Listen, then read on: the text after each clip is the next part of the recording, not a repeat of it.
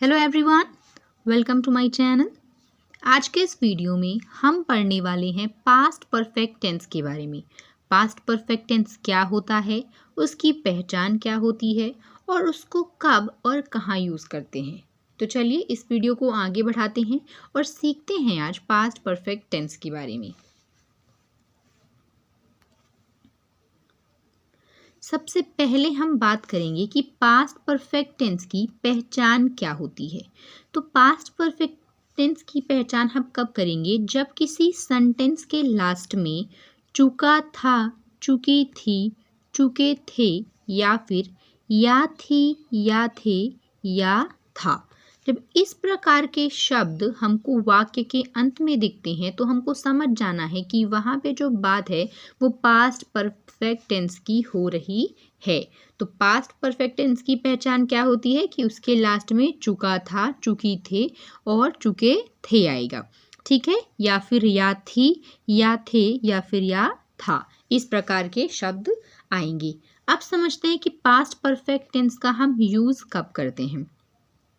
तो past perfect tense का use हम तब करते हैं जब हम पास्ट की दो घटनाओं के बारे में बात करते हैं, पास्ट के दो इवेंट्स के बारे में बात करते हैं और ये बताते हैं कि उनमें से एक घटना दूसरे घटना के पहले घटी थी। मतलब पास्ट में दो इवेंट हुए लेकिन दूसरा इवेंट होने से पहले पहला इवेंट हो चुका था, ठीक है। चलिए आगे बढ़ते हैं और समझते हैं इसके स्ट्रक्चर्स। तो पास्ट परफेक्ट टेंस में हम दो स्ट्रक्चर्स का यूज़ करते हैं। पहले आप ये वाला स्ट्रक्चर समझिए जिसका यूज़ हम तब करते हैं जब किसी सेंटेंस में पहले शब्द का यूज़ हुआ हो।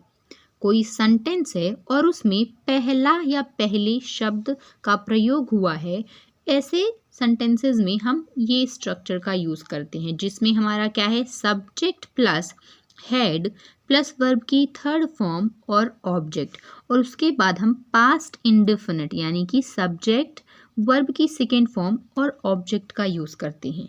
तो इस स्ट्रक्चर का हम यूज़ करेंगे जब हमारे सेंटेंस में पहले शब्द आया हो। इसके कुछ एग्जाम्पल्स देखिए, जैसे हमारे स्टेशन पहुंचने से पहले ट्रेन जा चुकी थी। तो यहाँ पे आप देख रहे हैं पहले शब्द का यूज़ हुआ है। दूसरा एग्जाम्पल देखिए, मेरे जाने से पहले वह सो चुका था। यहाँ पे भी पहला शब्द यूज़ हुआ है। वर्षा होने से पहले फसल नष्ट हो चुकी थी। अब यहाँ पे भी पहले का यूज़ हुआ है, ठीक है। तो जिस भी सेंटेंस में, जिस भी वाक्य में पहले शब्द का यूज़ होता है वहाँ पे हम ये स्ट्रक्चर को फॉलो करते हैं। चलिए अब देखते हैं अपना दूसरा स्ट्रक्चर। दूसरे स्ट्रक्चर का यूज़ हम कब करते हैं? हम दूसरे स्ट्रक्चर यानी कि इस स्ट्रक्चर का यूज़ हम तब करते हैं जब हमारे सेंटेंस में बाद शब्द का प्रयोग किया गया हो।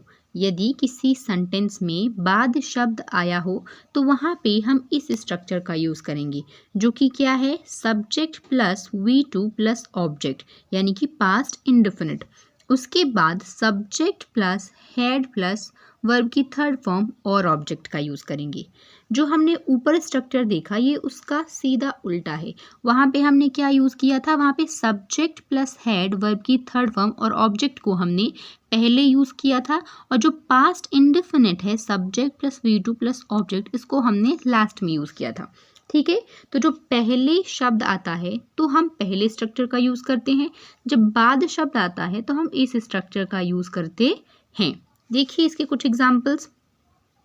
उसके जाने के बाद मैं आया, तुम्हारे जाने के बाद माँ ने खाना पकाया, उसके स्टेशन पहुंचने के बाद गाड़ी आई।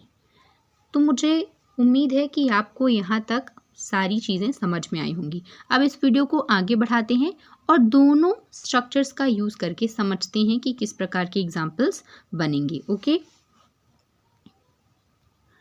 इस वीडियो को आगे बढ़ाते हैं और सबसे पहले पढ़ते हैं पहला स्ट्रक्चर, ठीक है। तो पहला स्ट्रक्चर हमारा क्या था, सबसे फर्स्ट प्लेस पे हमने यूज़ किया है सब्जेक्ट को, सेकेंड प्लेस पे हमने यूज़ किया है हेड को, थर्ड प्लेस पे वर्ब की थर्ड फॉर्म और ऑब्जेक्ट। ऑब्जेक्ट है तो आप लगाएंगे, ऑब्जेक्ट नहीं है तो आप नहीं लगाएंगे।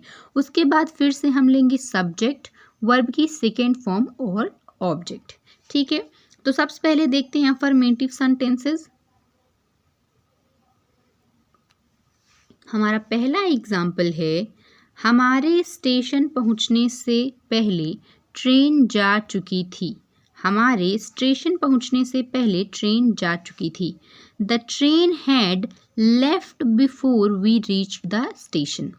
अब यहाँ पे समझिएगा, जो द ट्रेन है वो हमारा सब्जेक्ट है, हैड हमारा क्या है, हेल्पिंग वर्ब है जो कि पास्ट के बारे में बता रहा है। लेफ्ट जो है वो हमारी वर्ब की थर्ड फॉर्म है। बिफोर यानी कि पहले। फिर वी हमारा सब्जेक्ट है। रीच्ड जो हमारा पास्ट इंडेफिनिट को बता रहा है। द स्टेशन हमारा ऑब्जेक्ट हो गया। ठीक है, हमारे स्टेशन पहुंचने से पहले ट्रेन जा चुकी थी। The train had left before we reached the station. Okay, चलिए अगला एग्जाम्पल समझते हैं। मेरे जाने से पहले वह सो चुका था। मेरे जाने से पहले वह सो चुका था। He had slept before I went. He हमारा सब्जेक्ट है, had हमारा हेल्पिंग वर्ब है, slept हमारा वर्ब की सेकेंड फॉर्म है, बिफोर यानी कि पहले, आई हमारा सब्जेक्ट है, वेंट हमारा वर्ब की सेकेंड फॉर्म है। मेरे जाने से पहले वह सो चुका था। He had slept before I went. अगला एग्जाम्पल देखते हैं। वर्षा होने से पहले फसल नष्ट हो चुकी थी। वर्षा होने से पहले फसल नष्ट हो चुकी थी। The crops had destroyed before it rained. The crops had destroyed before it rained. The crops यहाँ पे हमारा सब्जेक्ट है, had हमारा हेल्पिंग वर्ब है, destroyed हमारा वर्ब की थर्ड फॉर्म है, before यानी कि पहले, it rained मतलब वर्षा होना। it हमारा सब्जेक्ट है और rained हमारा क्या है, वर्ब की सेकेंड फॉर्म है। rain की सेकेंड फॉर्म rained। ओके, वे स्कूल जाने से पहले नाश्ता कर चुके थे। वे स्कूल जाने से पहले नाश्ता कर चुके थे। They had eaten breakfast before they went to school. Way school जाने से पहले नाश्ता कर चुके थे। सो दे यहाँ पे हमारा सब्जेक्ट है, हैड हमारा हेल्पिंग वर्ब है, ईटन ईट का हमारा थर्ड फॉर्म है और ब्रेकफास्ट यानी कि हमारा ऑब्जेक्ट है। बिफोर यानी पहले, दे वेंट टू स्कूल, दे हमारा सब्जेक्ट है, वेंट यानी कि क्या है हमारा वर्ब की सेकेंड फॉर्म, टू स्कूल हमारा यहाँ पे ऑब्जेक्ट हो गया। वे स्कूल जाने से पहले नाश्ता कर चुके थे। They had eaten breakfast before they went to school. अब यहाँ पे कुछ कुछ सेंटेंसेस में हमने आपके लिए लिख रखे हैं। जैसे उसने फिल्म देखने से पहले पुस्तक पढ़ ली थी। हम पार्क जाने से पहले संग्रहालय गए थे। पुलिस के पहुंचने से पहले चोर भाग चुका था। इस प्रकार के सेंटेंसेस आप पहला स्ट्रक्चर यूज़ करके इस प्रकार के सेंटेंस बना सकते हैं। तो आप इस प्रकार के सेंटेंस बनाएंगे और मुझे कमेंट सेक्शन में बताएंगे कि आपसे बने हैं कि नहीं बने हैं। चलिए दूसरे स्ट्रक्चर को देखते हैं। यहाँ पे हमारा दूसरा स्ट्रक्चर है जो कि है subject plus V2 plus object, जो कि है पास्ट इंडेफिनिट टेंस। उसके बाद है हमारा सब्जेक्ट हैड प्लस वर्ब की थर्ड फॉर्म और ऑब्जेक्ट। जो हमने ऊपर सेंटेंस बनाए हैं उसको उल्टा कर देना है। ठीक है, चलिए समझते हैं अब। उसके जाने के बाद मैं आया। उसके जाने के बाद मैं आया।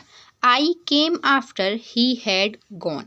आई केम यहाँ पे क्या है, आई है यहाँ पे सब्जेक्ट, केम है हमारा वर्ब की सेकेंड फॉर्म, आफ्टर यानी के बाद, ही हैड गॉन ही हमारा सब्जेक्ट है, हैड हमारा हेल्पिंग वर्ब है और गॉन वर्ब की थर्ड फॉर्म है। ठीक है, यहाँ पे ऑब्जेक्ट का यूज इसमें नहीं हुआ है। उसके जाने के बाद मैं आया। I came after he had gone. Okay, ऊपर वाले स्ट्रक्चर्स में हम क्या यूज़ कर रहे थे, हम ये जो स्ट्रक्चर है, ये वाला ये जो पार्ट है सेंटेंस का, हम इसको पहले यूज़ कर रहे थे और फर्स्ट वाले को हम लास्ट में यूज़ कर रहे थे। लेकिन इसमें हमने क्या किया है, पास्ट इंडेफिनिट को हमने पहले यूज़ किया है और ये दूसरे पार्ट को हमने बाद में यूज़ किया है। ओके, अगला हमारा एग्जाम्पल है, तुम्हारे जाने के बाद माँ ने खाना पकाया। तुम्हारे जाने के बाद माँ ने खाना पकाया।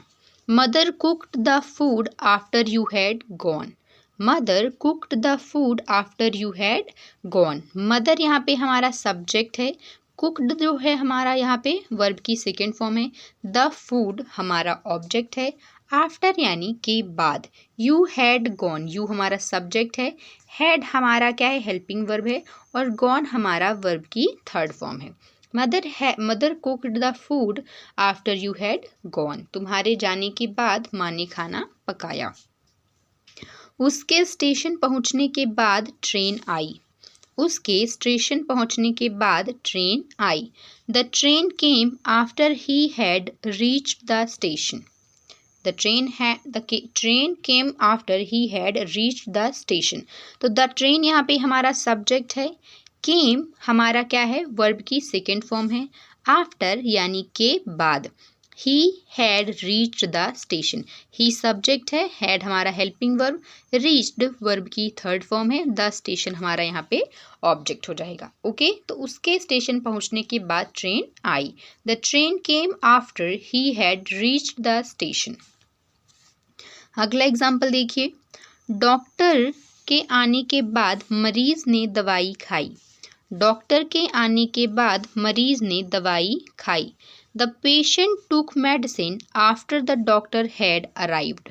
द पेशेंट यहाँ पे हमारा सब्जेक्ट है, टुक वर्ब की सेकेंड फॉर्म है, मेडिसिन हमारा ऑब्जेक्ट है, आफ्टर मतलब के बाद, द डॉक्टर सब्जेक्ट है, हैड हमारा हेल्पिंग वर्ब और अराइव्ड हमारा वर्ब की थर्ड फॉर्म है। ठीक है, डॉक्टर के आने के बाद मरीज ने दवाई खाई। The patient took medicine after the doctor had arrived. Next example है, तूफान आने के बाद बारिश हुई। तूफान आने के बाद बारिश हुई। It rained after the storm had come. It rained after the storm had come. It rained हमारा क्या है, it हमारा सब्जेक्ट है, rained जो है हमारा रेन का सेकेंड फॉर्म है, the storm, ठीक है, the storm.